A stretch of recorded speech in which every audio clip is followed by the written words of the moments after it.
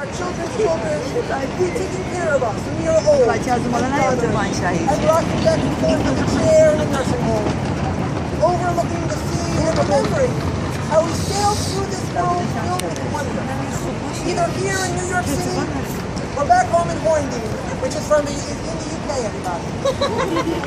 After all of this, we must still open our hearts to share our words in order for our love to make us one and the same. Although it is a synaptic connection that brings human bodies close together, although it is a power and process of love and that powers our being through the streets and into each other's arms. Without the words issuing forth from our mouths, nothing is true. However, I am certain that the love and dedication between Amy Larkin and Chris Summers is a whole and true love. Is one that has made it all the way over here, from across the pond to proclaim it to the rooftops. This is going to be good. Ladies and gentlemen, boys and girls, New Yorkers and tourists, welcome to the wedding ceremony of Amy Larkin and Chris Summers.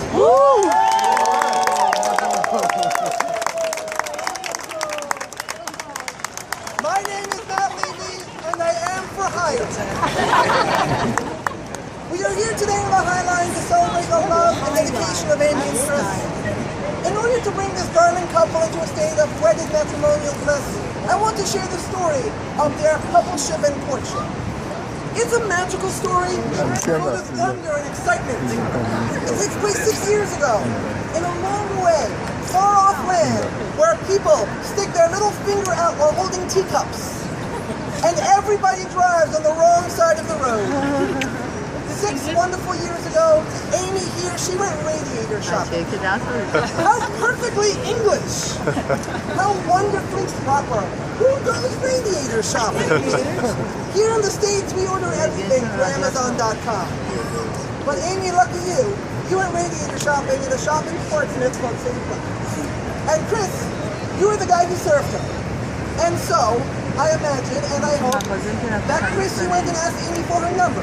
So that a short month later, on 25 August 2008, you two went on a date to a local pub with beer and football on the television.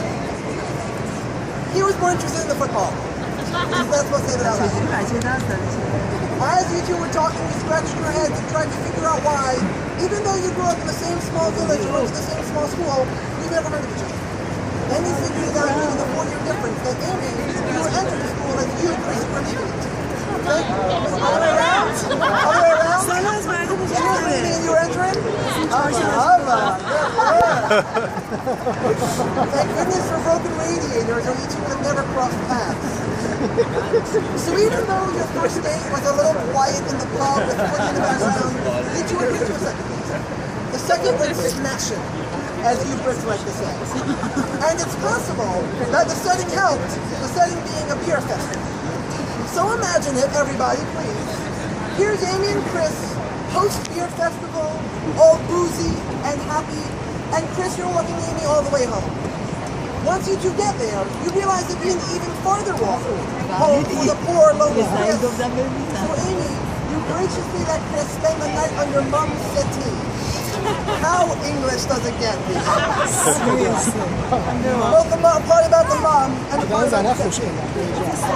But right before you two settle down, in different rooms on different floors, Amy, you give Chris a quick kiss. You mutter, "I love you," and run upstairs to bed. So it sounds to me that you, Amy, you always had a plan, even if you didn't know what your plan was. The plan worked. Even though it didn't seem or sound like a plan to me, the plan being that you two are meant for each other. Amy, you love Chris's ability to always make you laugh. You love that if you give him a list of jobs you need doing, he takes each one off and he gets it all done. You love that he chews you out when you get stressed about stuff, usually money. You love that he smiles at you, and you have nothing to do whatsoever but to smile back. And Chris, you love Amy's attention to your shared daughter, Angel, and your son, your soon-to-be stepson, Pierre. Chris, you love her cooking and her cleaning. In fact, you said, and I quote, she does a lot of cooking and cleaning and running around for me, I definitely wouldn't change that. Wise choice, Chris. Wise choice. Keep your head on your shoulders and you'll go far. You love Amy's serious side because she often just shows her fun side, her easygoing side. But her serious side is what you both need in life to perpetually balance each other out. And Chris, you love that she's a loving and caring person, which, once again, to quote you directly, Amy is a very loving and caring person. And I think that's a really great attribute in a woman. What luck and fortune that you already have a family waiting in the wings for your newfound, soon-to-be married life together. You share the love of a daughter, you share the love of a son, and they are both members of your growing, tender family. You told me that although you don't get much private time with just the two of you, when you do, your favorite things to do together are the small things. Like snuggling in bed while watching television. Going clothes shopping, even though, Chris, you admit this is more of a pleasure, whereas you can't really think about it. Another good example, Amy told me how much you love watching you, Chris, playing with your children, and seeing how happy you are. Whether it's a day at the zoo, or a day trip to London, or even hanging out at home and making each other laugh. I know that as Angel and Kian grow and develop, there will be even less time for the two of you to be quiet and contemplate it with each other. However, with just the scant bit of information that you've shared with me, I know in my heart that your lives together will be long and intertwined, and filled with light and love. We should all be so lucky as to want the same things that Amy and Chris have. The simple wants in life, from medium-sized adventures, like both of them wanting to buy a Winnebago and visit all 50 states in America, to the easy accomplishments, like sitting on a bench 50 years from now, holding hands and watching the world go by. Hopefully, if we aren't all still here to witness this lovely, peaceful want, then maybe we'll all be upstairs in a soft, fluffy cloud, watching from our perch these lovely human beings being with each other to the end of their days. And now, the rings. Ahem. The rings. Please give Chris Amy's ring. Please give Amy Chris's ring. Chris, will you please take Amy's hand and place the wedding ring on her finger while repeating after me? This ring symbolizes the love I have for you.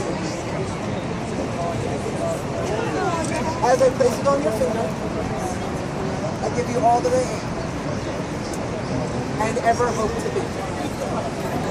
Come on, what is that? That's all. And now, Amy, will you please place the wedding band onto Chris's finger and repeat after me. This band symbolizes the love I have for you. As I place it on your finger, I give you all that I am and ever hope to be.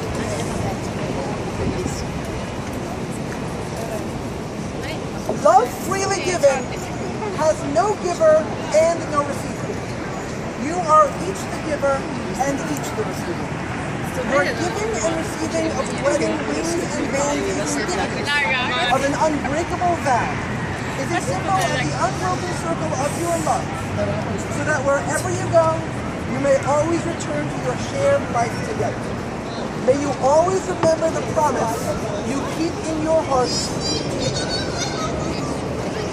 Chris, do you take Amy to be your lovely wedded wife, to have and to hold from this day forward, in sickness and in health, for richer, for poorer, wherever your lives may take you, till death do you part? Amy, do you take Chris to be your lawfully wedded husband, to have and to hold from this day forward, in sickness and in health, for richer, for poorer, wherever your lives may take you, till death do you part? By the powers vested in me by the internets and the great state of New York, I now pronounce you husband and wife.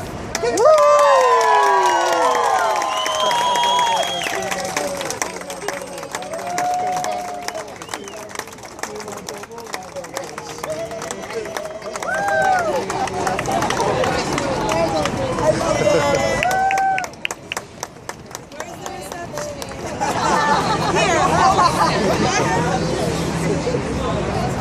Cheers, guys. Party.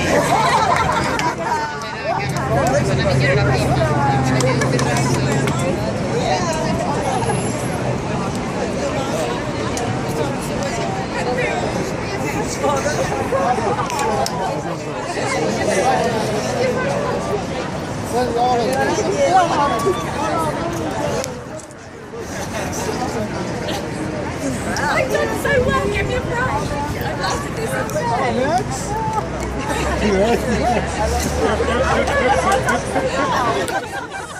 entire.